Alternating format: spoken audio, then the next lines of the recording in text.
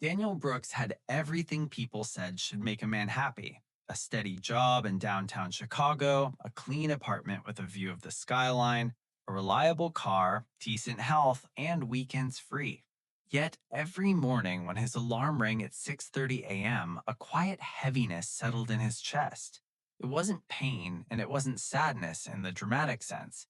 It was emptiness.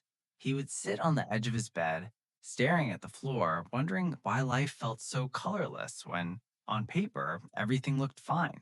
Daniel wasn't struggling to survive, and that made the feeling harder to explain. He went to work, smiled politely, answered emails, attended meetings, and laughed at the right moments. Coworkers often told him he was lucky, that he was living a good life. Daniel nodded and smiled back, but deep inside, a question echoed again and again: why am I not happy? Every evening, he scrolled through social media, watching other people's lives unfold: vacations, promotions, relationships, celebrations. And without realizing it, he began believing a dangerous idea: that happiness was somewhere ahead of him, waiting to be unlocked once his life improved. He told himself he would be happy when he earned more money, when he got promoted, when he found the right relationship, when life became easier. So he kept pushing, working longer hours, chasing goals that always seemed to move farther away. Each achievement brought a brief moment of satisfaction, followed by the same familiar emptiness, like standing at the top of a mountain only to realize there was nothing waiting there for him. One Friday evening, after an exhausting week, Daniel sat alone in his apartment, city lights glowing through the window, and for the first time, he asked himself a question he had avoided for years. What if happiness isn't waiting at the finish line? The question stayed with him. The next morning, instead of rushing through his routine, Daniel decided to take a walk. No headphones, no destination, just movement. In a quiet neighborhood park, he noticed an elderly man sitting on a bench feeding birds. The man wore a simple jacket and old shoes, but there was something striking about him. He looked peaceful, completely present, as if he had nowhere else he needed to be. As Daniel passed by, the man smiled and said it was a beautiful morning. Daniel hesitated before replying, admitting that it was hard to enjoy mornings when his mind was already stressed about the week ahead. The man laughed softly and told Daniel he looked like someone carrying a heavy future on his back. That sentence stopped Daniel in his tracks.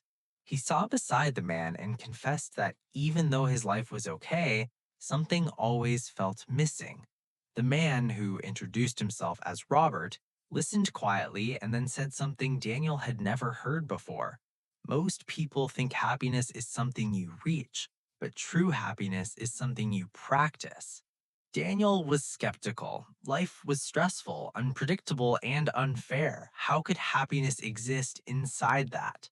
Robert smiled and explained that happiness wasn't the absence of struggle, but the presence of peace within struggle.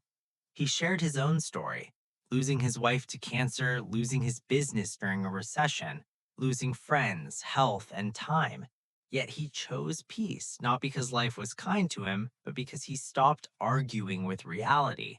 He stopped saying this shouldn't have happened and started asking, this happened. How will I live now? Before leaving, Robert said one final thing that stayed with Daniel long after the park grew quiet. Happiness doesn't come from having the life you want. It comes from fully living the life you have. Over the next few weeks, Daniel began to notice subtle changes in himself. When traffic slowed him down, he stopped complaining and turned on music he loved. When work felt overwhelming, he focused on what he could control instead of what he couldn't. When plans fell apart, he stopped calling them disasters and started seeing them as redirections. It wasn't easy, and some days his old habits returned, but slowly he began noticing moments he had ignored his entire life: the warmth of morning sunlight, the comfort of a quiet coffee, a genuine laugh at work, the simple relief of breathing deeply after a long day. He realized happiness had never been missing, his attention had been. Months later, when his company downsized and Daniel lost his job, something surprising happened. The old Daniel would have panicked, spiraled into fear, and blamed life for being unfair. This time, he paused. He remembered Robert's words and asked himself, "This happened. How will I live now?" Instead of collapsing into despair, he took calm action. He updated his skills, applied for opportunities he once believed were beyond him, and used the time to reflect on what truly mattered. And even in uncertainty, he felt okay, not because life was perfect, but because his happiness was no longer tied to outcomes. Months later, Daniel found a new role that aligned better with his values. But more importantly, he discovered something far more valuable than a job or a title: inner peace. He finally understood that happiness is not a destination, not a reward, and not something life owes us. It is a choice we make every day, in success and failure, in comfort and discomfort, in certainty and uncertainty. If you were watching this and waiting for life to change before allowing yourself to be happy, stop waiting.